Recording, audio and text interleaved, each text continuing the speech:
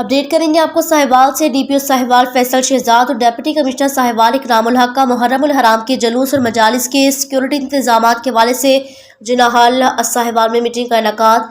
Meeting में जिला साहिवाल के मुंतजमीन, license holders, DSP city, DSP सदर, DSP headquarters, DSP patrolling, SHO और दीगर पुलिस अफसरान ने शिरकत की। डीपीओ साहिवाल ने शुरका से खिताब किया। मुहर्रमुल हराम के दौरान इंतजामात के हवाले से अहकाम जारी किए।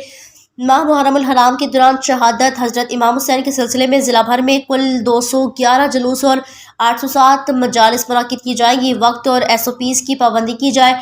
जुलूस और मजालिस में शुरका को चेकिंग के बाद दाखिल होने दिया जाएगा।